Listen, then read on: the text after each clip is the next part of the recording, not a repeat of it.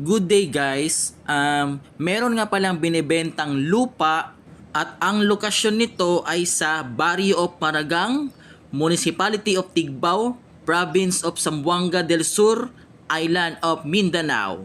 Ito po ay may sukat na 59,438 square meter, equivalent to 5.944 hectares. A few moments later. Ito po ay nagkakahalaga ng 2 million pesos po at negotiable pa po ito.